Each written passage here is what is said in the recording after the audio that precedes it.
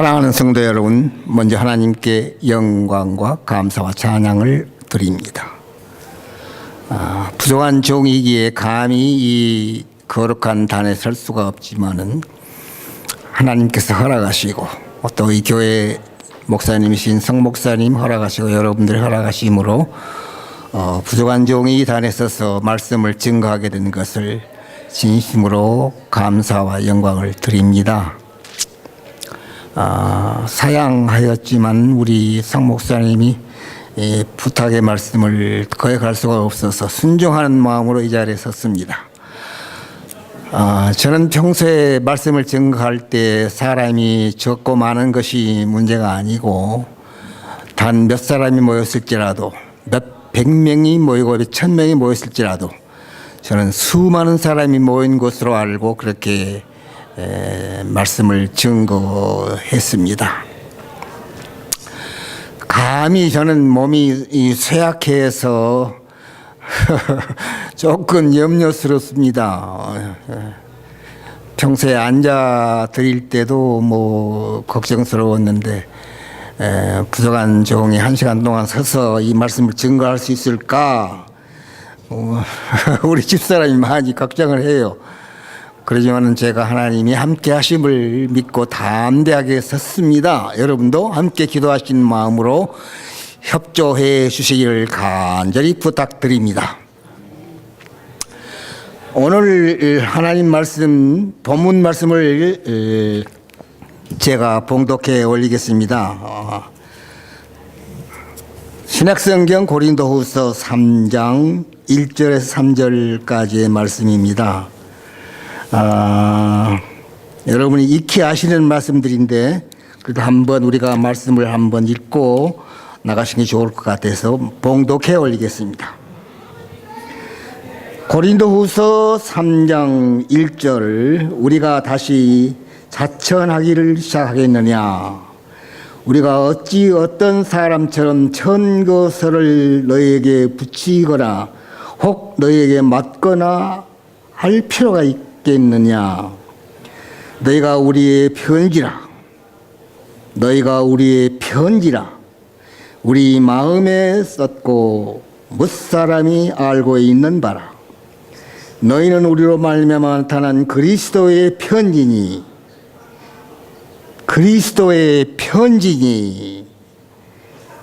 이는 목으로 쓴 것이 아니요 오직 살아계신 하나님의 영으로 한 것이 또 돌배에 쓴 것이 아니요 오직 몸에 신비에 한 것이라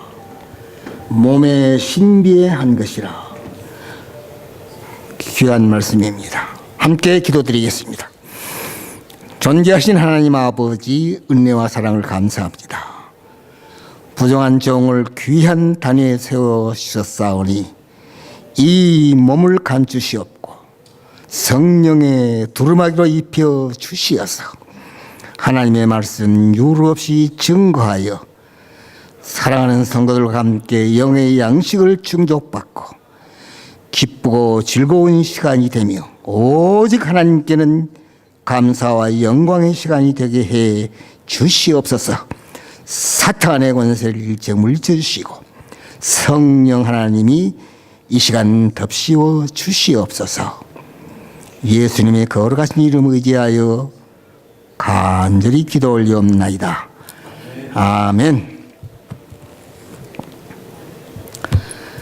오늘 이 본문 말씀은 여러분이 잘 아시는 대로 고린도 교회에게 주시는 편지의 말씀입니다.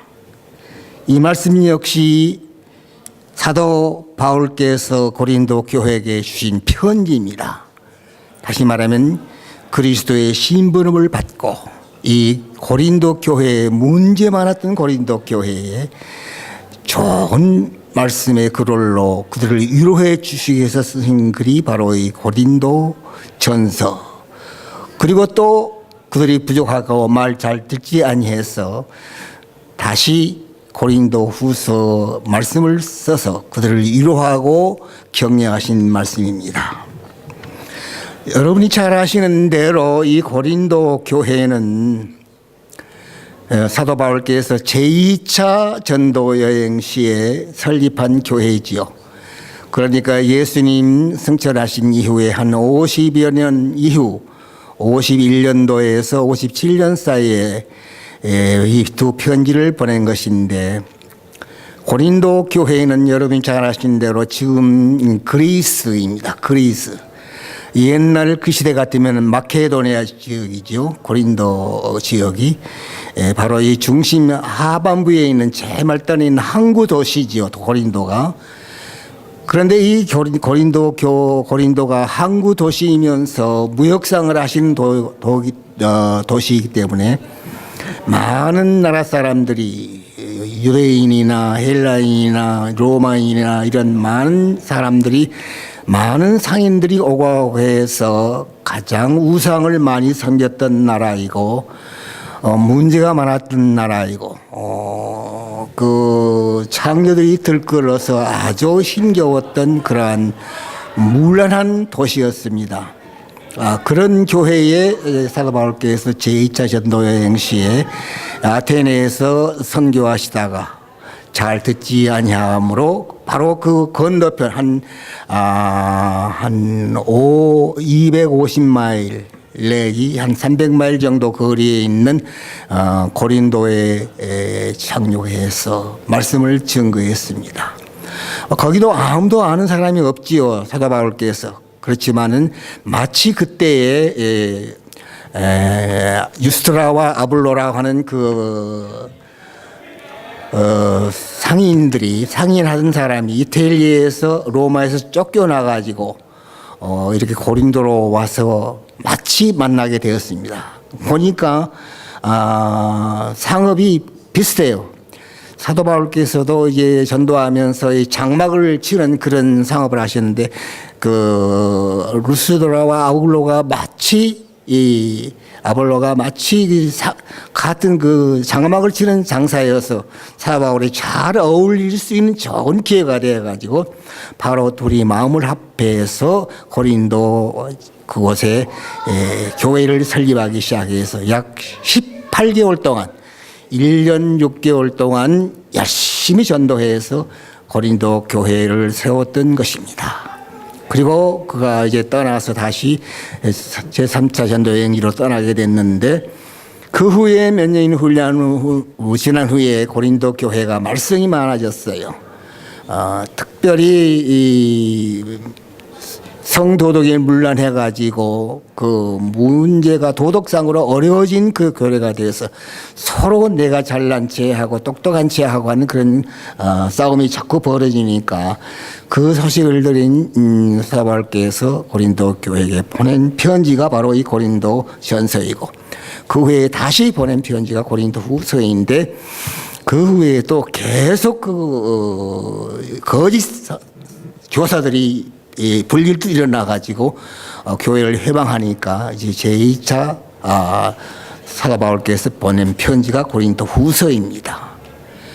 특별히 그 교회를 위로하면서 하시는 말씀 중에 오늘 고린도서 3장 1절 3절까지의 말씀은, 너희들 진정코 원하는 마음은 거짓 교사들에게 어울리지 말고 참 그리스도인으로서 우리에게 주신 이 생명의 말씀을 잘 증거하는 그리스도의 편지로서의 사명을 잘 감당하라 하시는 말씀이 오늘 이 말씀입니다.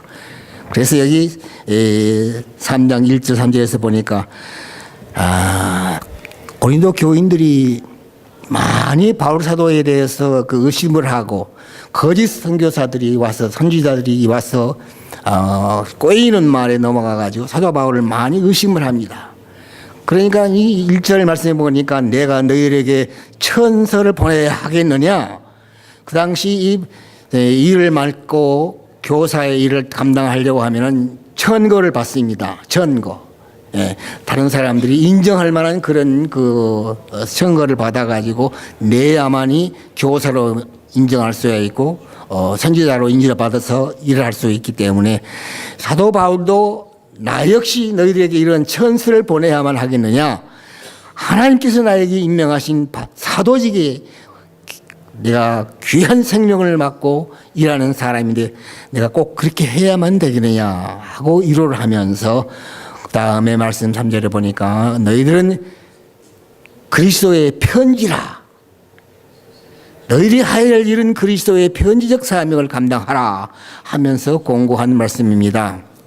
옛날 모세가 시내산에서 하나님의 편지를 받았던 십계명도 너희들이 그 말씀을 듣고 위로받고 따랐던 너희들이 오늘날 우리에게 신령의 새기운 하나님의 생명의 말씀을 보면서도 그래도 너희들이 하나님의 말씀을 듣지 아니하고 따르지 아니하겠느냐 하면서 너희들은 새로운 마음으로 그리스도의 편지라.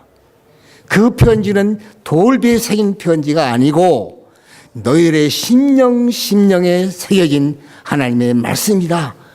그러니 너희들은 부지런히 이 하나님의 말씀을 들고 많은 생명들을 구원하라 하는 말씀으로 이 말씀을 주신 것으로 믿습니다. 사랑하는 성도 여러분, 편지가 뭐예요? 편지. 이 우리가 한글로 쓰면은 편할 편자에다가 쫑아지 쪽지 지자입니다. 종이 쪽지 종이 지자. 그러니까 편안한 쪽지 글이라 그 말이지요. 그러니까 우리가 편지를 쓸 때에는 형편에 따라서 멀리 있는 사람에게 내 마음을 증거하기 위해서 보낸 편지가 아니겠어요? 그렇죠? 그렇기 때문에 이 편지는 어떻게 보면 나를 대신하는 편지입니다. 나를 대신해서 멀리 있는 어머니에게, 멀리 계시는 부모님들께, 멀리 있는 내 애인에게 이런 편지를 보내지 않습니까? 특별히 젊은 사람들이 연애할 때 서로 연애하다가 형편 따라서 멀리 떨어지게 되면 보고 싶은 마음이 간절하지 않겠어요? 그럴 때는 편지를 쓰지 않습니까? 그걸 우리는 소위 연애 편지라 그렇게 말합니다. 연애 편지가 뭐예요? 연애란 말이 무슨 말입니까? 연자가 뭐예요? 연자. 예? 예, 사모할 연자입니다. 이 연자를 가만히 보면요, 말씀 원변에 양쪽에 실사자, 간을 실자변 두 개가 써 있고 그 밑에 마음 심자가 딱 써 있어요. 그 무슨 뜻이에요? 연자가 사모할 연이라. 내가 말로 실타리 같은 그 쓰고 싶은 마음이 간절한데 내가 전하지 못하는데 내가 이 글로 대신한다. 내 마음을 사랑의 마음을 표현한다. 그런 뜻이 아니겠어요? 그래서 연애, 애는 또 무슨 말입니까? 예, 잘 알죠? 사랑했자. 사랑일자도 보면은요, 마음 심자가 3개 들어있어요. 처음에 위에 딱 점치고 달비지는 마음 심자배입니다. 그 다음에 덮을 멱자 이렇게 촥 덮여 있죠. 그리고 또 마음 심자가 하나 있고 또 사랑하는 구자, 쥐자, 수자라고도 하죠. 이 자가 딱 붙어가지고 이 사랑애 하는 말씀 속에서도 마음 심자가 2개나 들어있어요. 그러니까 연애하면은 마음을 다해서 시타래 같은 내 마음을 사랑하는 너에게 이 글로 보낸다. 그런 뜻 아닙니까? 여러분들 젊으실 적에 연애 편지 많이 써보셨죠? 써보셨어요? 써보신 분 대답해 보세요. 써보셨어요? 한 분도 연애해 보신지 않았던 것 같은데. 저도 한 번도 젊었을 적에 우리 집사람 미안하지만 연애해 본 적이 없어요. 누구한테 연애 편지를 보내본 적도 없어요. 그리고 또 어떤 일인지 어떤 사람에게서 저한테 연애 편지를 준 사람이 한 번도 없었어요. 거짓말 같아요? 저도 연애 편지 한 번 써보지 못했습니다. 그런데 이제 우리 집사람하고 함께 살면서 밤낮 연애하는 것이죠. 밤낮. 함께 부부가 살면서 사는 것이 바로 연애 생활입니다. 제 말이 거짓말입니까? 얼마나 오손도손히 사는 게 아름답고 사모하고 또 사랑하는 아내 하루만 안 봐도 보고 싶어 하고 우리 성목사님 사모님 한 번도 안 보이면 하루 시간도 안 보이면 보고 싶지요. 그래서 뭐 퇴근할 때 그냥 부랴부랴하고 쌀같이 차를 몰아서 집에 달려가고 하실 겁니다. 사랑하는 아내가 보고 싶으니까. 그러니까 우리는 부부간에는 매일매일 연애하고 사는 거예요. 그런데 떨어져서 살면은 하고 싶은 말을 마음대로 못하니까 연애 편지를 보내는 것입니다. 그런데 오늘 여기 보니까 우리 주님께서 사랑하는 모든 교회 성도를 향해서 너희는 나의 편지라 그랬어요. 내가 사랑하는 마음을 안고 영적으로 넘치는 사랑을 안고 너희 모든 교회인들에게 내가 이 글을 보낸다. 그 편지는 뭐예요? 종이 쪽지로 보내는 편지가 있고 오늘 이 성경 말씀 신구약 성경이 전부가 다 하나님의 사랑의 편지, 우리 인류를 사랑하는 편지입니다. 특별히 구약 성경에 하나님께서 매일매일 선자를 통해서 많은 편지의 글을 보내주었습니다. 그런데 이 사람, 기막힌 이 사람들이 말이죠.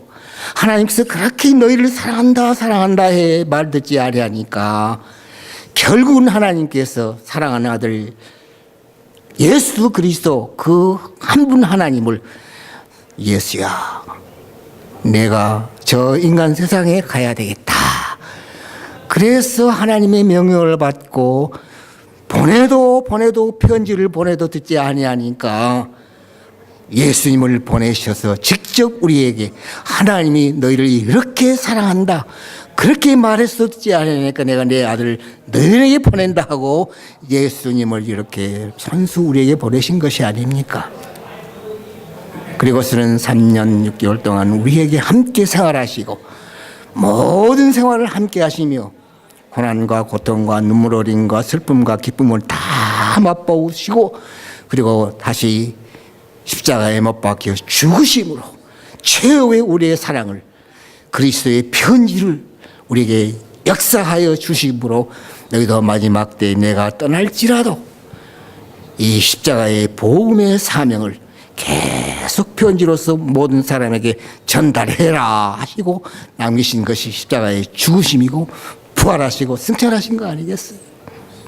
그래서 우리는 그 십자가의 복음 사역을 우리가 맡고 보면서 하나님 앞에 감사한 마음으로 날마다 이 거룩한 편지를 모든 사람에게 전달해야 될 터인데 그래야지 못하고 있는 것이 우리의 처지가 아닌가 하고 우리가 고백하고 자책해 봅니다.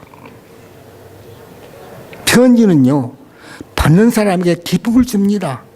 사랑하는 연인이 얼마나 고대하고 사랑하는 사람의 소식을 그리워하는데 편지가 딱 날라오면 얼마나 반가워요.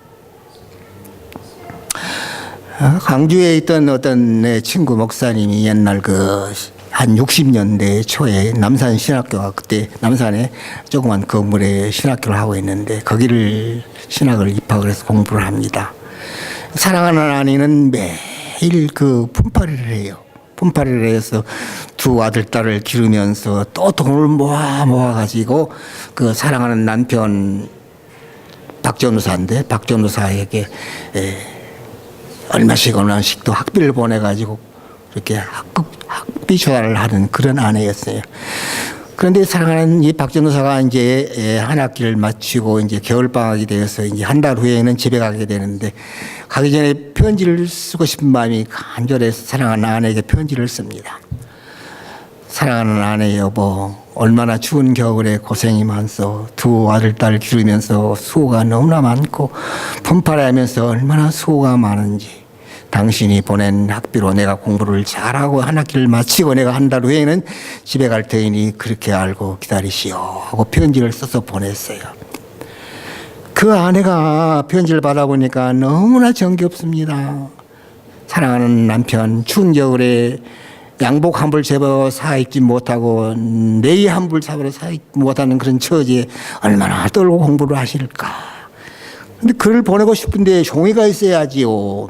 그러니까 자기 그 창문, 팔랑팔랑한 창문을 딱 가위로 오려가지고 자기 아들 공부하는 그 조각 연필을 가지고서는 자기 남편한테 편지를 씁니다. 사랑하는 박전도사님, 이 추운 겨울에 얼마나 고생이 많으십니까? 이제 얼마 후에 한 학기 마치고 겨울방학이 돼서 오신다고 하오니 보고 싶군요. 어서 오시옵소서. 내가 그동안 잘 준비해 놓은 암닭 한 마리가 있는데 이걸 곱게 삶아서 당신을 잘 대접할 테니 어서 와서 함께 먹기를 원합니다 하고 사랑하는 아내에게 편지를 보냈어요. 보니까 자기 남편이 뜯어보니까 그 봉투는요, 자기가 보낸 봉투 편지를 뜯어가지고 봉투가 없으니까 그걸 뒤집혀서 붙여가지고 봉투를 만들고 창호지를 오려가지고 쓴 글자를 보니까 얼마나 애처롭고 안타깝고 보고 싶은지. 그래서 그 편지를 보고 밥 먹다가도 읽고 식당에 가서도 읽고 화장실에 가서도 읽고 또 2층에 다락방에 가서도 읽고 하니까 학생들 친구들이 말이죠. 아이 박도준서 자는 무슨 연애하느냐고 말이. 무슨 연애 편지를 그렇게 시간마다 읽느냐고 말이지. 그러니까 자네들 속 모르는 소리 하지 말라고. 이 편지야말로 내가 가장 사랑하는 아내에서 온 편지인데 얼마나 아내가 보고 싶은지 모르는데 이 편지를 보니까 내 아내를 본 듯 싶어서 내가 또 읽고 또 읽는데 무슨 잔소리들이 많느냐고. 그렇습니다. 하나님의 편지는 또 읽고 또 읽어도 또 읽고 싶은 것이 사랑하는 편지가 아니겠어요? 우리 주님께서 이 땅에 우리들에게 주신 이 생명의 말씀, 신약, 구약, 그 귀한 말씀들이 얼마나 많은데 우리는 이 말씀들을 얼마나 사랑하고 읽고 또 읽는지 한번 생각해 보시면 어떨까요? 여러분은 어떻습니까? 이 편지 얼마나 읽고 이 편지를 얼마나 그리워하는 사람들에게, 애타고 가라는 사람에게 우리가 이 편지를 증거하고 전하고 있는지요? 편지를 쓸 때에는 언제든지 우리는 그 내용이 분명해야 합니다. 우리가 이 하고 싶은 말 그대로 분명하게 써서 보내야 할 터인데 잘못 써보내면은 듣는 사람이 오해하기 쉽고 편지 잘못 써서 죽어야 할 사람이 살 수도 있는 경우가 있고 편지 내용이 잘못되어서 살 사람이 죽을 수도 있는 것이 얼마나 많습니까? 그렇잖아요. 여러분들이 편지를 쓴 경우가 있을 때 정말 내가 하고 싶은 말을 똑똑하게 잘 기록해 보내는 것이 아마 여러분들에게 귀한 생명의 말씀인 줄 압니다. 우리가 정확한 내용을 쓰지 못하면 오해하기 쉽다 그 말씀을 했는데 옛날에 시골에 어떤 그 천석국을 하는 그러한 친구가 있었습니다. 자기 아버님이요. 무슨 몹쓸병에 걸려 가지고 죽게 되다가 앓다가 결국은 죽고 말았어요. 그러니까 이 아들이 얼마나 슬퍼하는지 애처로운 마음으로 이제 부고를 보내야 할 터인데 사랑하는 친구에게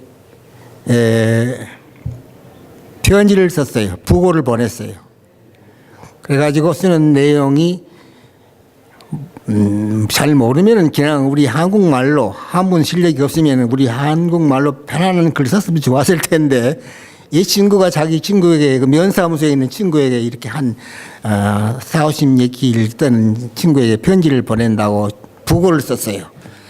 그래서 쓴 내용을 뭐라고 썼는가 하니 한문자로 부친주 그랬어요. 부친주 아비부자 어버이 친자 주인주자 내 아버님 어르신께서 그 말이죠. 내 아버님 어르신께서 유유화화라 그랬어요. 유는 무슨 글자를 썼냐면 버들유자. 버들유자 여러분들 아시죠? 나무변에 이렇게 해서 앙자 써놓은 거. 버들유자 두 자를 썼어요. 유유 그다음에 꽃화자 화화. 뭐는 무슨 말인지 사람 이 편지를 보낸 사람의 뜻은 뭐인가 하니 내 어르신 주인 아버님께서 유유 버들유자거든요. 그러니까 이 사람이 생각할 때는 버들버들 떨다가 버들 또 버들유자 두 자니까 버들 떨다가 꽃화자 꽃이 죽었다 그 말이거든요. 그러니까 꽃화자를 써놓았어요. 꽃꽃이 버들버들 떨다가 내 아버님이 죽었다 그 말인데 면사무소에 있는 친구가 그 일을 받아보니까 부친주 유유화화라 부친주 아버님께서 불여사 불사 그랬거든. 부친주 불사 유유화 불사라는 말은 죽었다가 말이에요. 죽었다. 그런데 이 친구가 읽어보니까 죽지 않았단 말이에요. 불사. 그런데 이 사람은 불사가 그러니까 죽어버렸다. 없어졌다 그 말이지. 그런데 듣는 사람은 죽지 않았다. 그렇게 들었단 말이에요. 그러니까 유유란 말은 버들 유자 꽃화자 버들 꽃이 활짝 피었다 그 말이죠. 그러니까 자기 아버지가 앓다가 죽지 않고 버들처럼 꽃이 활짝 핀 것처럼 다시 살아났다. 그렇게 이해를 했다 그 말이에요. 그러니까 답장을 써서 당신 내 친구야.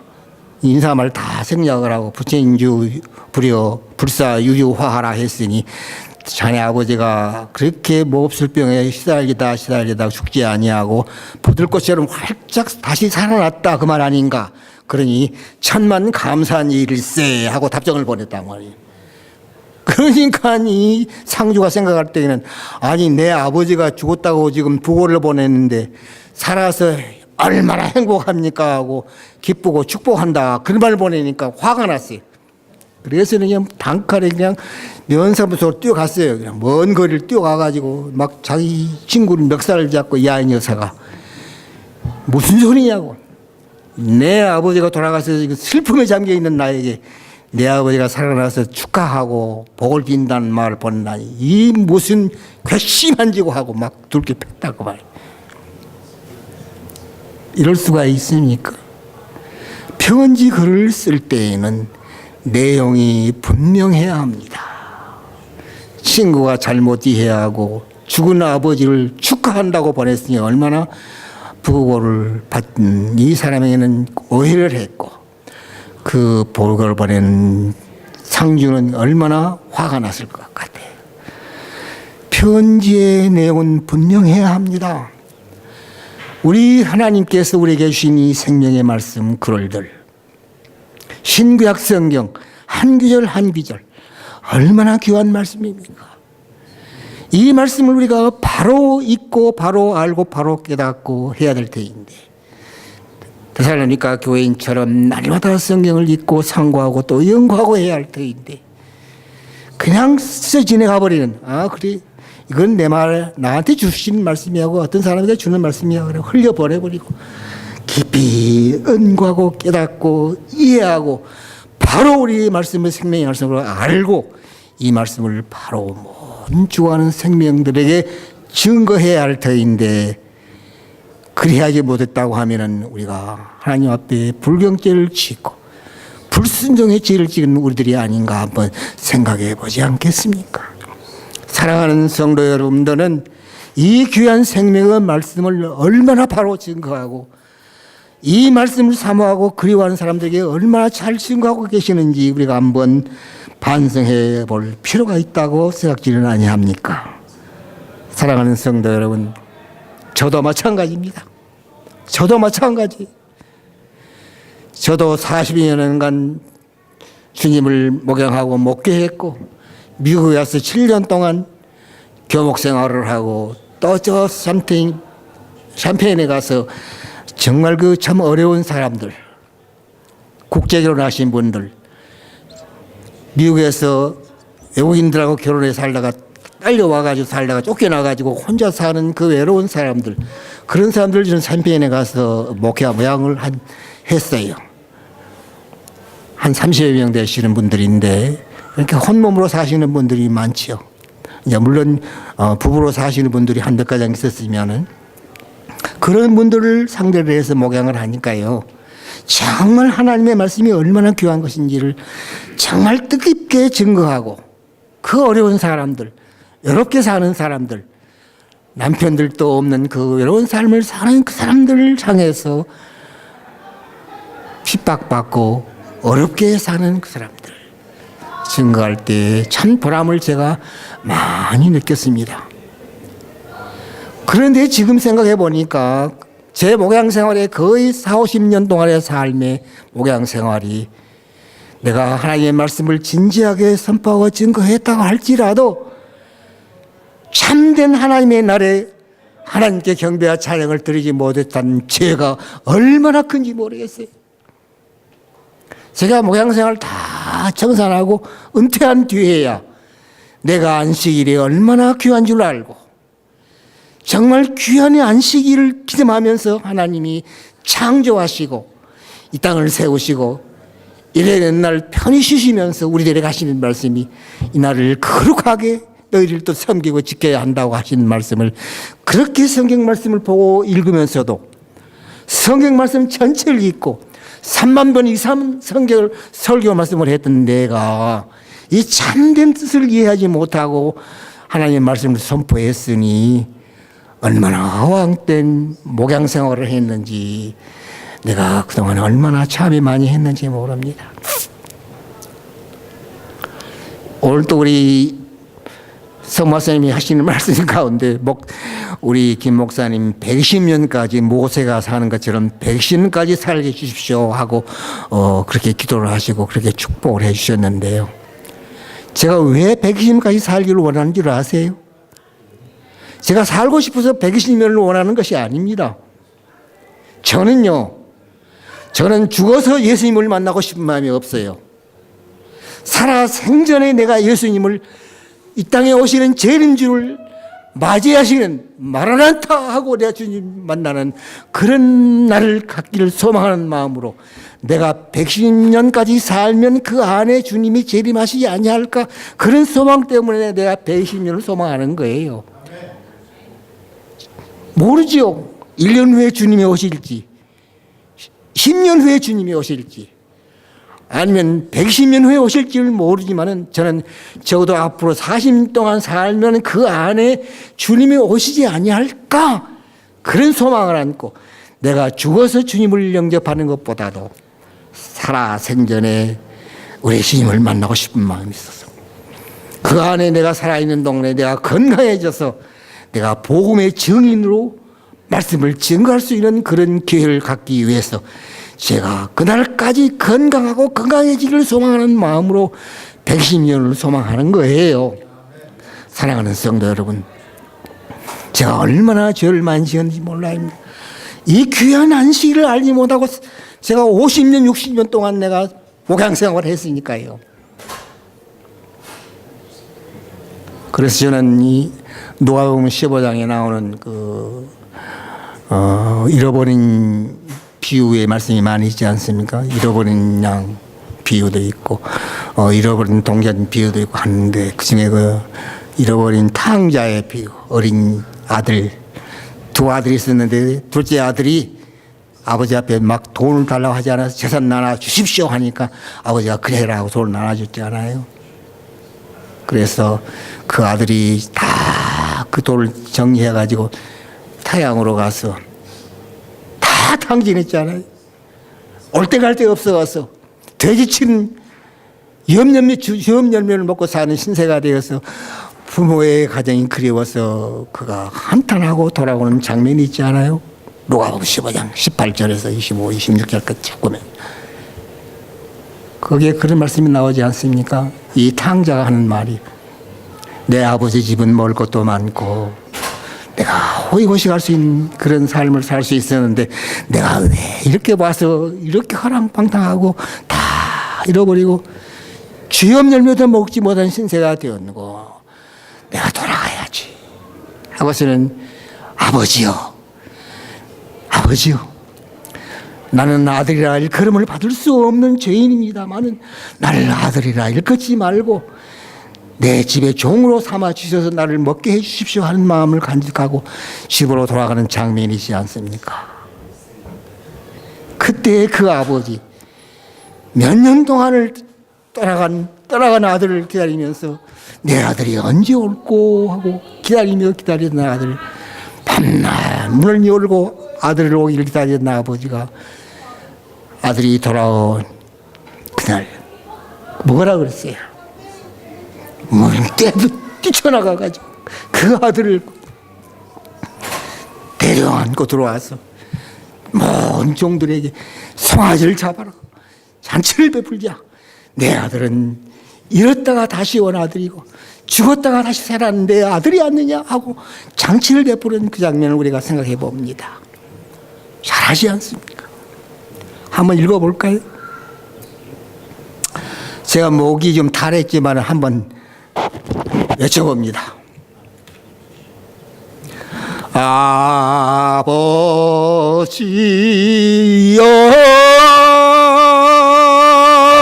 아버지여,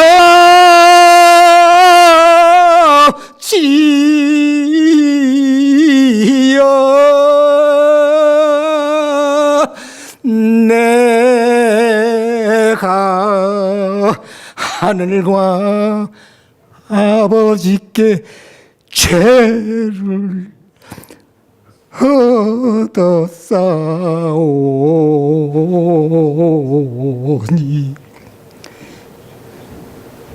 이제부터는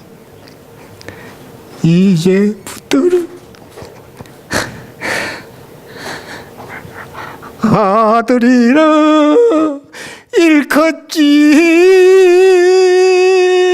마소서.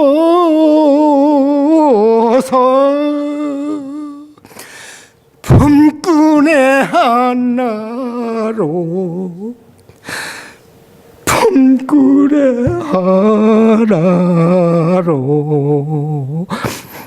보소서. 아들을 용서하는 아버지 말하기를 아들아, 내 품 안으로 오라. 널 기다리는 아버지의 품으로 오라.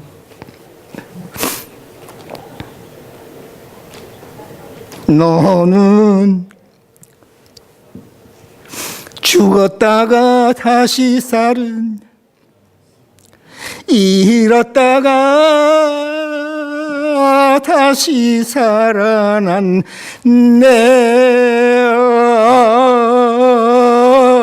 아들이라.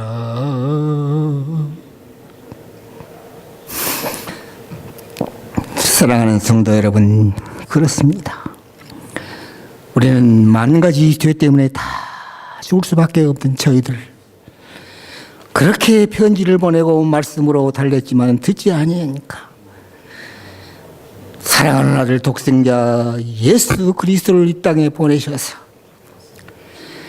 함께 사시면서 내가 메시아라고 증거했지만은 그를 섬기던 유대인들이 듣지 아니하고 하나님을 섬긴다 하면서 그리스도를 메시아로 영접하지 아니하고 끝까지 거역해서 결국은 우리 예수님께서, 독생자 예수 그리스도께서 그 무지막지한 십자가에 매달려 살이 찢기우시고 피를 쏟으시기까지, 심장이 다 터지기까지 우리를 위해서 죽으시고 기어코 사흘 만에 부활하셔서 우리에게 다시 40일 동안 다 보이시다.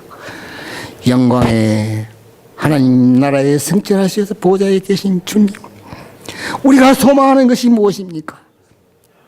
우리가 살아생전에 저와 똑같은 마음으로 하나님을 잘 섬기다 우리가 살아있는 동안에 살아계신 예수 그리스도가 다시 재림하시어서 오실 때 아멘 주 예수여 오시옵소서 하고 영접할 수 있는 그런 좋은 영광의 길을 마련하시기를 원하지 않습니까?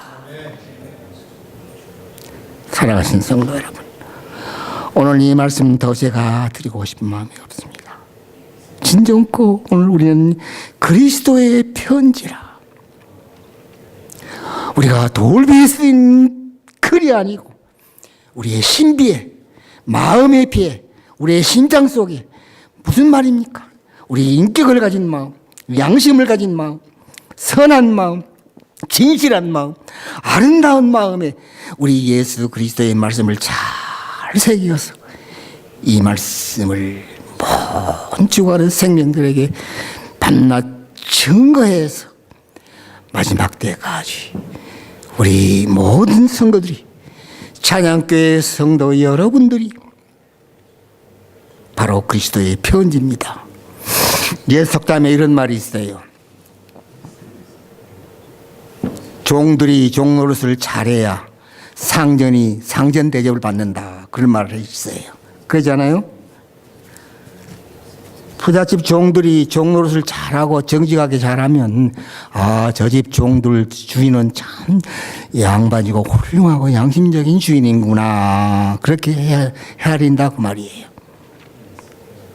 교회의 성도가 성도답지 못하면 우리 예수님도 예수님답지 못하게 불신자들이 그렇게 이해를 합니다.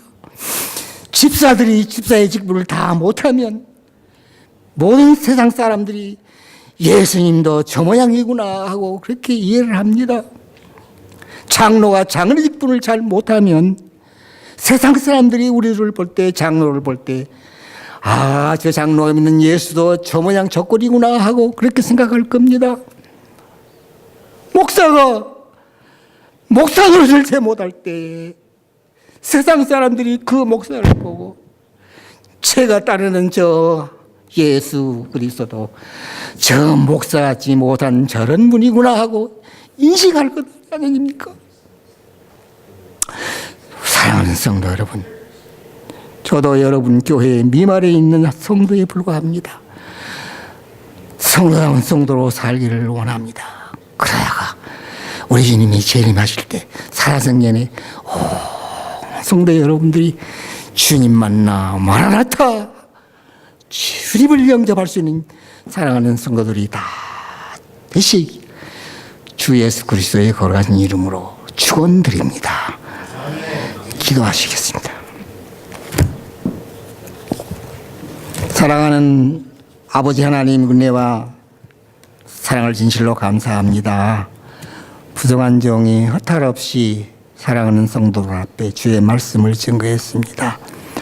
우리가 새기고 새겨야 할 말씀은 우리에게 주신 이 생명의 말씀, 신구약 모든 성경을 우리가 돌 위에 새겨 깨어지면 부서지는 말씀으로 생각하지 말게 하시고, 우리가 살아생전의 귀한 말씀 마음의 신부에 새겨서 이 말씀을 부지런히 쉬어가는 생명들을 구원해서 우리 찬양교회가 25명, 50명, 100명, 200명 기하급수적으로 많은 생명들을 구원시키는 소망의 교회, 사랑의 교회, 믿음의 교회가 되기를 간절히 소망하고, 모든 우리 성도를 합력하여 선을 이루는 귀한 성도를 되기를 주 예수 그리스도의 걸어가신 이름을 의지하여 축복하고 감사하며 간절히 기도 올리옵나이다.